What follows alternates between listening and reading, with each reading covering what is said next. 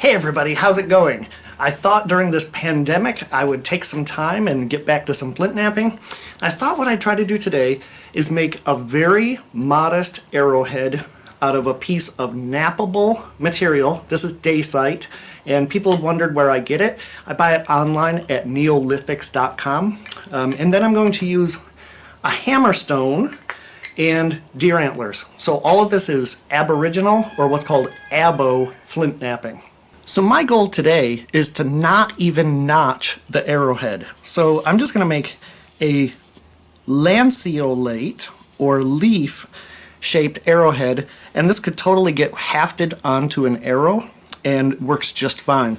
So to begin, you want to find a platform, and if you've seen my other videos, I explained platforms, but you're looking for a place to strike with the rock that will break off a usable flake. Now normally, you would want the center line close to the part you're going to take off. I'm going to give this a try right here. And you don't want this sharp edge, so we're going to dull it with a rough rock.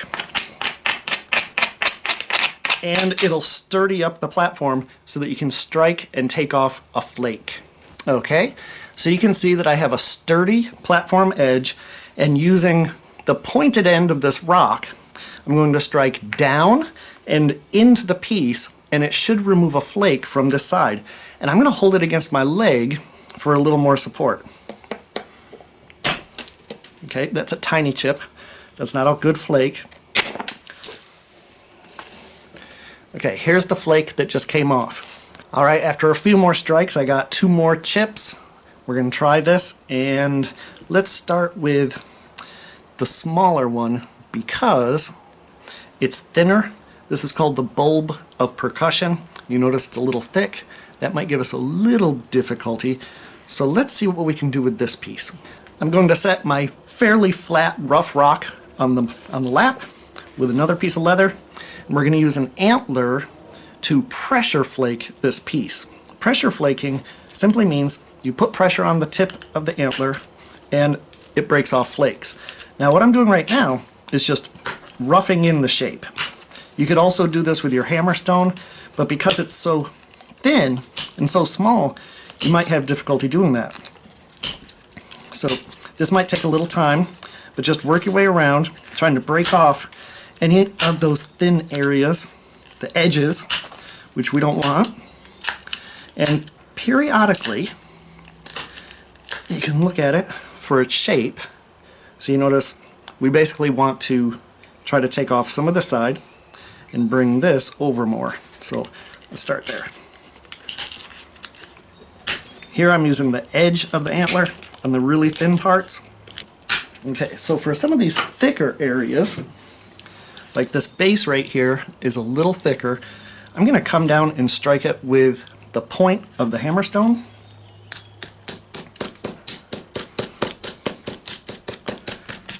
Just trying to nibble away to get our shape. Now we need to really start thinking about this bulb of percussion. It's not huge, but it's big enough to give us some issues.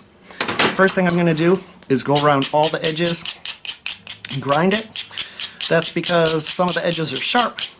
I don't want to cut myself, but also it will provide rigidity. It'll make it sturdy. Alright, and I especially want to grind that problem spot because I'm trying to thin this down.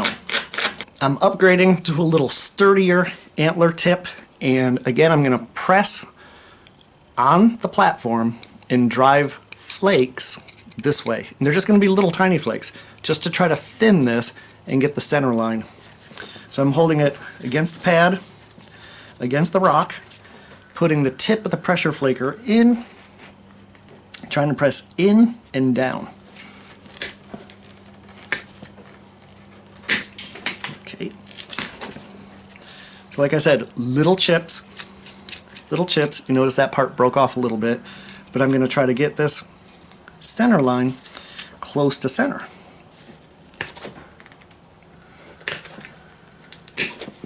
Okay, there was a nice flake, relatively nice flake.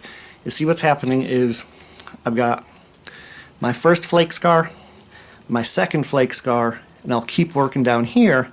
You see what I've been doing? is removing the fat part here. So I'm going to continue working here, then I'll flip it and I'll take this material off. So let's see if I can get this.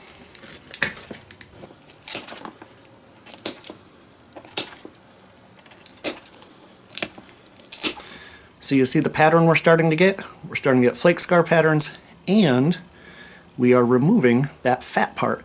So I'm going to regrind this and then start to take away material this way. Okay, so we regrind. When you grind a dark piece of material, it also lets you visualize that center line. So you see we need to get the center line to come back this way, so by removing flakes this way, that center line will come back where we want it. You could also hold this against a stump or a picnic table. Okay, so grabbing the center line, pushing in, grab it, push it in. Now, I should have 3 flake scars. You notice one big one, there's a little one behind it, so not quite 3 flake scars, but we're making progress. So now let me get up here and get back to you in just a sec.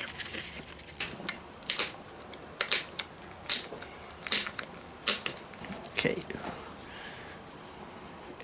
It's not going to be perfect, but now we can come on this side, crush it down this way, and you're going to end up with a little serrated edge. You also want to start thinking about your overall shape. Try to keep that teardrop shape, and this is not going to drive flakes all the way across the piece. Alright, look at that.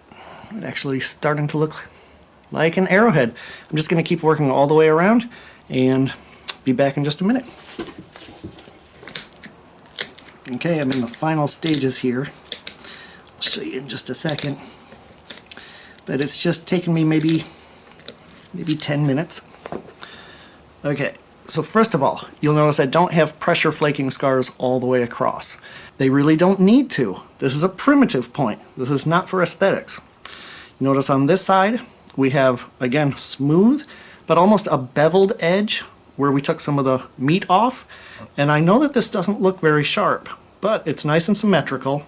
And I'll tell you what, let's half this. Let's put this on an arrow, and I'm going to go try it. I'll just prove to you that you don't need notches, you don't need fancy looking arrowheads to actually be effective hunting tools. Okay, so here's our very simple aboriginal point, and I've taken some reed and I've really roughly scraped this out so that I could get this in here like this. And I'm going to simply use some glue. I've got videos on making rabbit poop glue. I'm just going to use Elmer's glue and this artificial sinew. And if you want a better video on hafting, let me know. Let me show you the other end of this arrow. I've got turkey feathers, and here's our artificial sinew, and I've got it notched out so that we can go ahead and shoot this baby. Okay, here is our quickly fashioned and quickly hafted, very primitive aboriginal arrowhead on a homemade arrow. And I'm going to go ahead and just show you that it will actually work shooting into a typical archery target. Now I'm using a modern bow, but when I've shot these before, they survive the modern bow. Even if you shoot them into the ground, a lot of times they survive without breaking. Again, this is not about accuracy. This is not about anything other than proving that this point works. Come on in.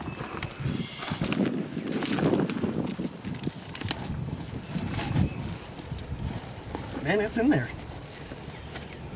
And sure enough, it stayed together. Look at this. This is solid. Look at how solid this is. Now I'm just going to shoot into dirt to prove the point.